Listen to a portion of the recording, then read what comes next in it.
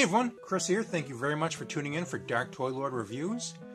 Today we're taking a look at this Big Hero 6 Go-Go Tomago, if I'm pronouncing that correctly, action figure by Bandai.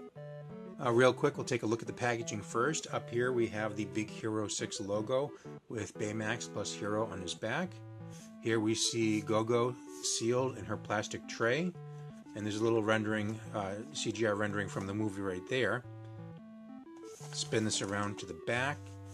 Other characters available in this series, and there's the pictures of the actual toys right there. Alright, let's go ahead and open this up and we'll take a closer look at the action figure. Okay, inside of the packaging we had a total of 4 discs. We have 2 smaller ones and then 2 larger ones. Put those aside. We'll also have Go-Go herself right here. So let's get the discs out of the way. You can see there's like these little clips. So we're just going to clip those onto her legs and her arms.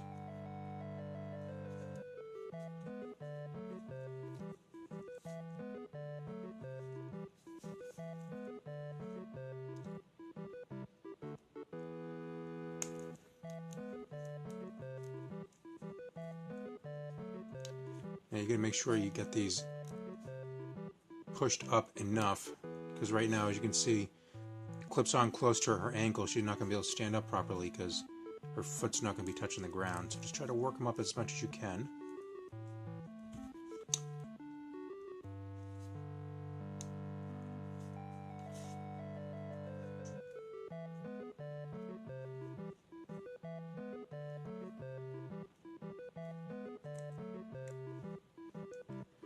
There you go.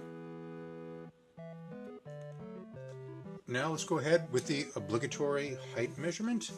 Here is our trusty tape measure, and she is just a little shy of 4 inches. In regards to articulation, her head can move side to side, and there's a little bit of up and down movement there as well, but not much. Her shoulders can swivel around, plus there's a hinge there that they can move outwards. Her elbow is a combination of a hinge and a swivel, so you can hinge the elbow to get a 90-degree bend, but you can also swivel it outwards. And those joints are duplicated on the other side.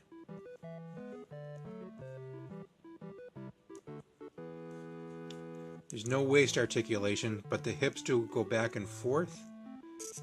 Now, for mine, unfortunately, there's a quality issue here where straight out of the package, this joint is extremely loose, as you can see.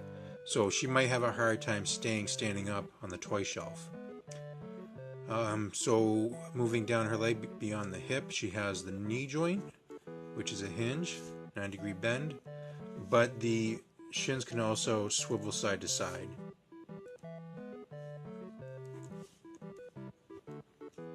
Alright, so here's a close-up of Go-Go. Now, I do appreciate the sculpt on this toy. They did an excellent job with the sculpt, the armor, as well as the face. The paint applications came out really nice as well.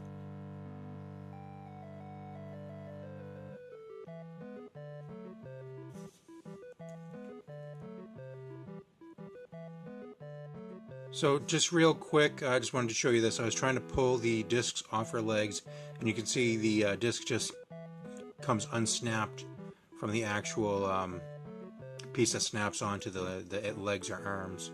So it's not to say that it's broken, it's just to let you know it comes off easily, so you might need to keep an eye on those parts, make sure they don't get lost.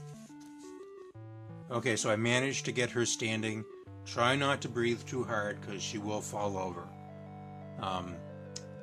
So I know that the surface having that pattern on it, it does not help the stability of the toy, but she is not steady on her feet whatsoever. I took off the discs because the discs just clipped too low on her legs, and then she would not stand up at all because with the discs on, her feet would not actually touch the ground. So I'm a little torn about this particular toy. I like that they managed to cram in as much articulation as they did. I don't like that hip joint over here was so loose right out of the package. I don't like the accessories. I don't like how they fit, how they restrict her from standing straight up. So yeah, I'm on the fence about this particular toy. If you're a completist, you want all the characters in the series, by all means, it's cheap enough, just pick her up. But she would have to be one of my least favorites of the line that I own so far. If you have any questions at all, please let me know down below. I do thank you so much for tuning in, and until next time, we'll talk to you later.